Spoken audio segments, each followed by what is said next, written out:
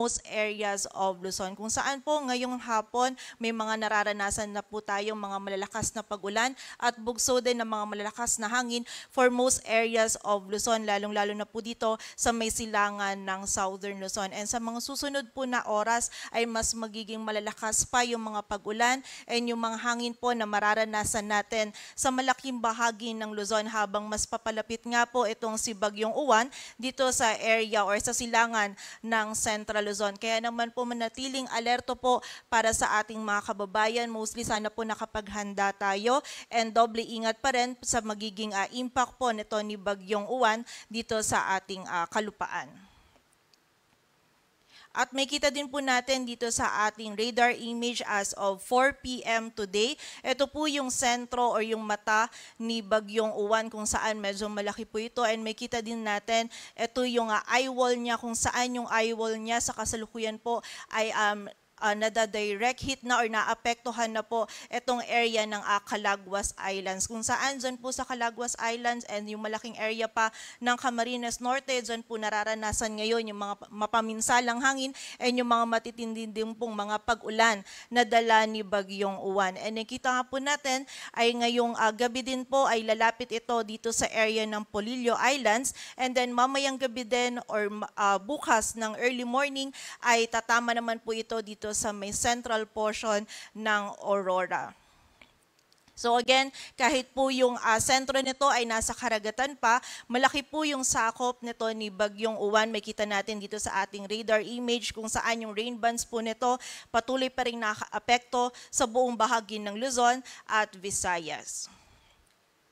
Base po dito sa ating latest forecast track analysis ni Bagyong Uwan, ngayon pong gabi ay lalapit ito dito sa area ng Polillo Islands. Kapag po nagkaroon ng bahagyang pagbaba nito ng track ay hindi rin po natin i-rule out yung possibility na maglandfall po ito dito sa area ng Polillo Islands. But for now, less likely po yung ganitong scenario. But kahit hindi po ito maglandfall dito sa area ng Polillo Islands, ay posible pong direct hit pa rin sila dahil po sakop po sila or madadaanan sila nung eye wall na dala po nito ni Bagyong Uwan. Then after po nito, tonight or tomorrow early morning, ay tatama naman ito dito sa may central portion ng Aurora or dun po siya sa area na yon magla-landfall and then tatahakin naman po nito itong area ng Northern Luzon and then by tomorrow morning naman ay lalabas na ito ng ating kalupaan, most likely dito sa coastal waters ng Pangasinan or La Union. And may kita po natin dito po dadaan yung center track ni Bagyong Uwan. Ito po ay ang entry point niya is dito sa may central portion ng Aurora. And then dadaan po yung center track niya either dito sa may southern portion ng Nueva Vizcaya or sa northern portion ng Nueva Ecija. Then mahahagip niya din po yung southern portion ng Quirino. Yung area po ng Benguet, maging dito din sa may area or yung northern part ng Pangasinan. Yung bahagi din po ng La Union at yung southern portion ng Ilocos Sur. Maging dito din po sa northern portions ng Zambales at Tarlac. So ito po yung center track ni Bagyong Uwan kung saan dito po sa mga areas nito most likely mararanasan po yung mga pinakamatitinding hangin and pinakamalalakas po ng mga pag-ulan na dala ni Bagyong Uwan dito po sa atin. But bukod po dito no sa mga areas kung saan malapit po yung center track po nito, again importante pa din po na i-consider natin yung buong lawak ng bagyo. Ngayon po ay umaabot ng 900 kilometers yung kanyang radius. Ito po yung simula sa center niya outward. So malawak pa rin po no, yung sakop ni Bagyong Uwan. So dito po sa red shaded area natin,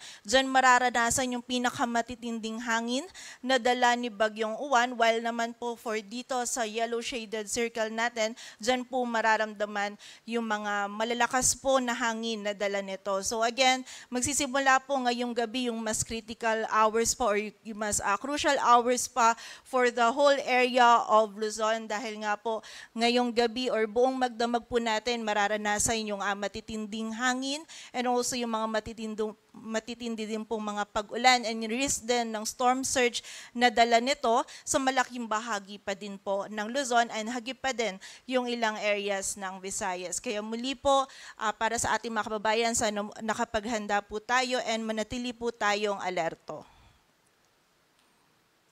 And sa kasalukuyan po yung wind signal number 5 natin ay nakataas sa southern portion ng Quirino, southeastern portion ng Nueva Vizcaya, northeastern portion ng Nueva Ecija, central portion ng Aurora, Polillo Islands, northern portion ng Camarines Norte including Calaguas Islands. Samantala, wind signal number 4 naman sa southern portion ng Isabela, rest of Quirino, rest of Nueva Vizcaya, southern portion ng Ifugao, Mountain Province or southern portion ng Mountain Province, southern portion ng Ifugao, sa area din po ng Benguet, southern portion ng Ilocos Sur, sa bahagi din po ng La Union, Pangasinan, rest of Aurora, rest of Nueva Ecija, northernmost portion ng Zambales, northeastern portion ng Tarlac, easternmost portion ng Pampanga, eastern portion ng Bulacan, maging sa northern portion ng Rizal, sa northern and eastern portions ng Quezon, rest of Camarines Norte, northern portion of Camarines Sur, and northern portion ng Catanduanes. Samantala, wind signal number 3 naman sa southern portion ng mainland Cagayan, rest of Isabela, northwestern, central, and southern portions of Apayao, Abra, Kalinga, rest of Mountain Province, rest of Ifugao, Ilocos Norte, sa rest of Ilocos Sur, rest of Zambales, Bataan, rest of Tarlac, Pampanga, and Bulacan.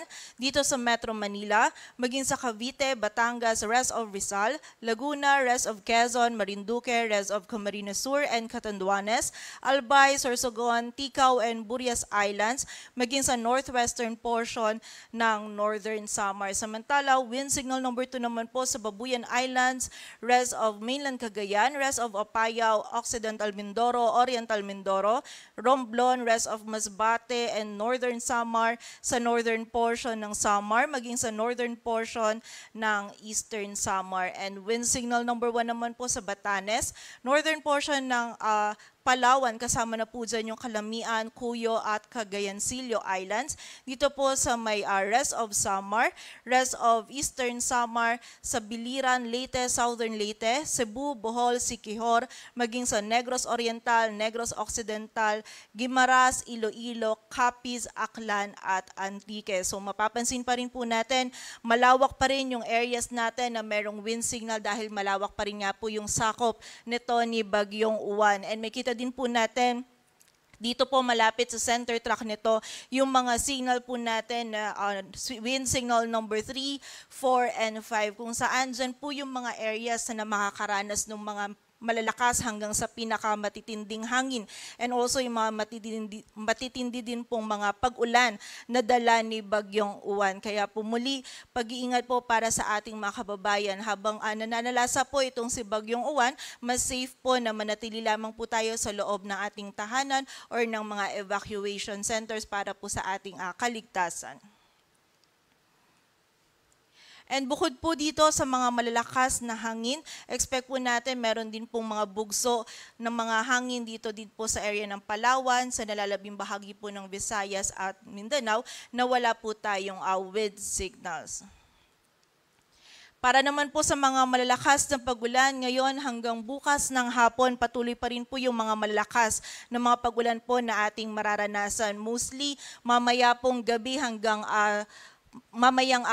bukas ng madaling araw, doon po natin pinakamararamdaman yung mga pag-ulan for most areas of Luzon. More than 200 millimeters of rainfall po yung ating posibleng maranasan dito sa may Kalinga, Mountain Province, Ifugao, La Union, Benguet, dito sa bahagi din ng Isabela, Quirino, Nueva Vizcaya, Aurora, Nueva Ecija, sa area din ng Bulacan, Rizal, Bulacan, Laguna, Quezon, Camarines Norte, Camarines Sur, Albay, Catanduanes at dito din po sa area ng Zambales. Samantala, 100 to 200 naman for the rest of Cagayan Valley, Ilocos Region, rest of Central Luzon and Calabarzon, maging dito din po sa Occidental Mindoro, Masbate at sa area din po ng Sorsogon. Samantala, 50 to 100 naman for Oriental Mindoro, Romblon, Aklan, Capiz, Samar Provinces, Biliran at Leyte, kung saan magiging mataas po yung banta ng mga pagbaha at pagguho ng lupa or malawakan po yung mga pagbaha na ina-expect po natin dulot nga nitong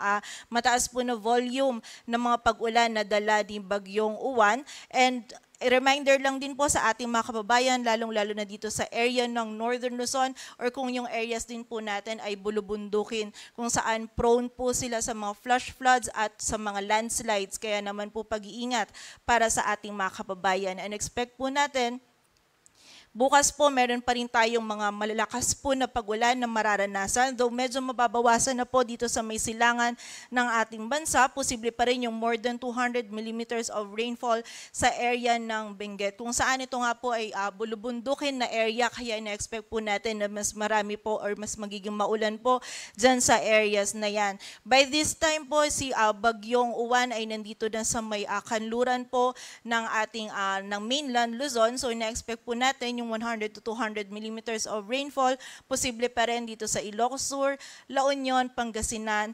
Zambales, Bataan, maging dito din po sa area ng Nueva Vizcaya at Ifugao. So muli po, no, ngayon, simula po ngayong gabi hanggang bukas, dun po natin mararanasan pa yung mga pinakamatitinding mga pag-ulan na dala po ni Bagyong Uwan. Mataas po yung banta ng mga pagbaha at pagguho ng lupa, kaya manatili pong alerto para sa ating mga kababayan and patuloy din po tayo makipag-ugnayan sa ating mga LGU para dun sa mga aksyon na kailangan po natin gawin para sa ating kaligtasan. Samantala, bukod po dito, meron pa rin tayong high risk ng storm surge kung saan nakita nga po natin, no, more than 3 meters yung possible storm surge height po natin for coastal areas po dito ng Ilocos Region, maging ng Cagayan Valley, maging dito din po sa area ng Bicol Region at dito din sa may area ng Aurora at Quezon. Samantala, posible din po yung 2.1 to 3 meters sa area ng Bataan, Cavite, Marinduque, Masbate, Northern Samar, Pampanga, Sorsogon at Batangas. And 1 to 2 meters naman for the area of Bataan, Bulacan, Cavite, Metro Manila, Pampanga, Dinagat Islands, Surigao del Norte, Eastern Samar, Antique, Palawan, Occidental Mindoro, Guimaras, Negros Occidental, Zamboanga del Sur at sa bahagi din po ng Zamboanga del Norte. Kung saan kapag meron nga po tayong risk ng storm surge, no, nakikita po natin bawal po yung kahit anong marine activities, wag po muna tayong lumangoy, mangisda or maglakbay dagat. And ito pong storm surge posible din magdulot ng coastal inundation or pagbaha po sa mga coastal areas po natin, lalong-lalo na dun sa mga low-lying areas. Kaya naman po sana yung mga kababayan natin ay nakalikas na and manatili pa rin po tayong alerto dahil nga po dito sa maaring epekto ng storm surge dito po sa ating mga lugar na nabanggit.